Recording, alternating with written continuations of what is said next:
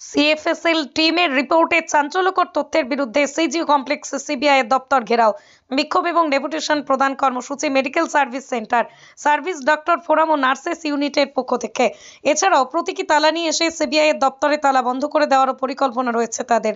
অন্যদিকে কাদম্বিনীর ধর্ষণ ও হত্যাকাণ্ডের ঘটনায় তথ্য প্রমাণ লোপাটের অভিযোগে সিবিআই এর হাতে ধৃত আরজিকর মেডিকেল কলেজ ও হাসপাতালের প্রাক্তন অধ্যক্ষ সন্দীপ ঘোষ ও টালা থানার প্রাক্তন ভারপ্রাপ্ত আধিকারিক অভিজিৎ মণ্ডলের বিরুদ্ধে চার্জশিট দিতে না পারায় গ্রেপ্তারির 90 দিনের মাথায় জামিন মুক্ত হয়ে যাওয়ার বিরুদ্ধে প্রতিবাদ জানাবেন তারা।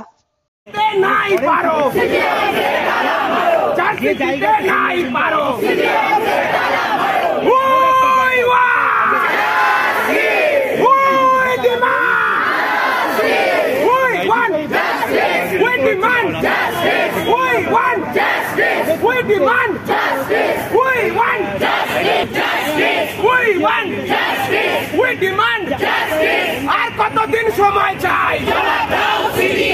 আর কতদিন সময় চাই? কসম নিচ্ছি দিদি তোমার ছিনিয়ে আনবো ন্যায় বিচার। কসম নিচ্ছি দিদি তোমার কসম নিচ্ছি দিদি তোমার কসম নিচ্ছি দিদি তোমার কসম নিচ্ছি দিদি তোমার ফরেনসিক লুকিয়ে দেবে, জানলে মানুষ কোথায় যাবে? ফরেনসিক লুকিয়ে দেবে, জানলে মানুষ কোথায় যাবে? ফরেনসিক লুকিয়ে দেবে, জানলে মানুষ কোথায় যাবে? ফরেনসিক লুকিয়ে দেবে, জানলে মানুষ কোথায়। আমরা এখানে medical service centre, service doctors forum ও নার্সেস ইউনিট এবং অন্যান্য বিভিন্ন সংগঠন মিলে আজকে আমরা এখানে এসেছি। কারণ আজ গত 9ই আগস্ট আরজিকর মেডিকেল কলেজে যে ভয়ঙ্কর নারকীয় হত্যাকাণ্ডের ঘটনা ঘটে গিয়েছে, তারপরে আমরা যারা ওখানকার জুনিয়র ডাক্তার, আমরা ওখানে গিয়ে আমাদের দেখে মনে হয়েছিল যে ওখানে যে ভাবে বডিটিকে রাখা হয়েছে এবং তার আশেপাশের যে ছবি, তাতে ওখানে তথ্য প্রমাণ লোপাটের ঘটনা ঘটেছে। এবং আমরা দেখেছি পরবর্তীতে তালা থানার ওসি অভিজিৎ মণ্ডল এবং আরজিকর মেডিকেল কলেজের প্রিন্সিপাল সন্দীপ ঘোষ এরা গ্রেপ্তার হয়েছিলেন পর্যন্ত তথ্য প্রমাণ লোপাটের দায়। কিন্তু তারপরে 90 দিন পেরিয়ে গেছে, সিবিআই চার্জশিট দিতে পারেনি। সিবিআই চার্জশিট দিতে পারেনি বলে এই যে অভিজিৎ মণ্ডল এবং সন্দীপ ঘোষ এরা ছাড়া পেয়ে গেছে। এরপরে গতকাল আমাদের হাতে একটা সেন্ট্রাল ফরেন্সিক ল্যাবরেটরির রিপোর্ট এসে পৌঁছয়, যে রিপোর্ট 11ই সেপ্টেম্বর থেকে সিবিআই জানতো যে ওখানে ওই ঘটনা ঘটেনি, ওখানে তথ্য প্রমাণ লোপাটের ঘটনা ঘটানো হয়েছে। তা সত্ত্বেও তারপরে এত দিন কেটে গেলেও তারা কোনো রকম বন্দোবস্ত নেয়নি, তারা ঘটনার কোনো রকম দায়বদ্ধতা নেয়নি। এর ফলে কি ঘটলো? এর ফলে আমরা দেখতে পেলাম আজকে সন্দীপ ঘোষ, অভিজিৎ মণ্ডল খোলা রাস্তায় ঘুরে বেড়াচ্ছে।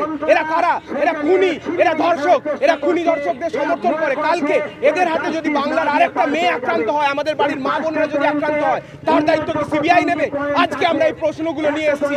একদিন কলকাতা পুলিশ যেরকম অপদার্থতা দেখিয়েছিল, আজকে সেই একই অপদার্থতার প্রতিফলন আমরা দেশের সর্বোচ্চ ইনভেস্টিগেটিং অথরিটির কাছ থেকে দেখতে পাচ্ছি। ফলে তাদের কাছ থেকে আমরা যদি প্রকৃত স্বচ্ছ তদন্ত ও ন্যায় বিচারের প্রতিফলন না দেখতে পাই, তাহলে বাংলার মানুষের বিশ্বাস কোথায় দাঁড়িয়ে থাকবে? বাংলার মানুষের সুরক্ষা কোথায় দাঁড়িয়ে থাকবে?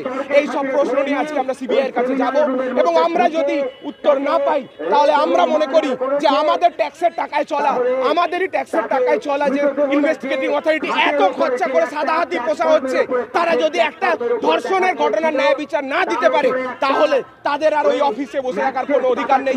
আমরা ওই অফিসে তালা লাগিয়ে চলে আসবো।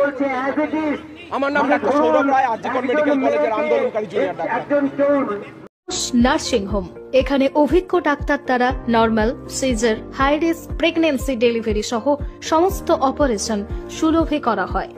Doctor Kalidas Ghosh MBBS, MD gynae, DNB, FICOG অভিজ্ঞ প্রসূতি ও স্ত্রীরোগ বিশেষজ্ঞ, কোর্ট রোড, আরামবাগ বাস স্ট্যান্ডের সন্নিকটে।